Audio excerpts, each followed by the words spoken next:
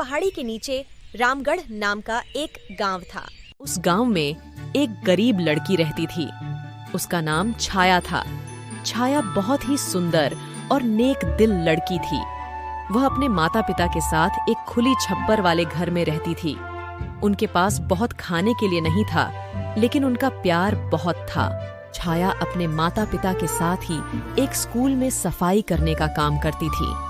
उसकी इच्छा थी कि वह पढ़े और लिखे और अपने माता पिता की सहायता करे, लेकिन उनकी गरीबी और समय की कमी ने उसे यह संभव नहीं होने दिया। तभी एक दिन स्कूल का एक अध्यापक ने छाया की अनदेखी मेहनत और इच्छा शक्ति को देखा। वह अध्यापक ने छाया से बात की और उसे पढ़ाई के लिए समय देने की सलाह दी।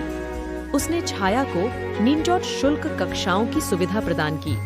छाया ने इस अवसर को ग्रहण किया और उसने अपनी कठिनाइयों को पार करने का ठान लिया।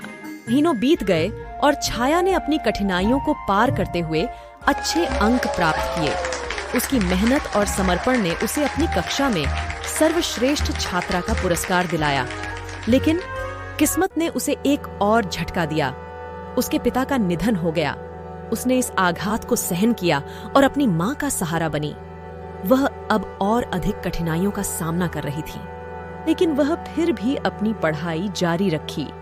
वर्षों बाद छाया की मेहनत रंग लाई। वह एक प्रतिष्ठित विश्वविद्यालय से छात्रवृत्ति प्राप्त करने में सफल हुई। छाया ने अपनी मां को गर्व महसूस कराया और अपने पिता के सपनों को साकार किया। छाया की कहानी हमें सिखाती है कि कठिनाइयां तभी होती हैं जब हम उनसे निपटने की क्षमता रखते हैं। वह हमें यह भी सिखाती है कि अपने सपनों को पूरा करने के लिए कभी भी नहीं देर होती।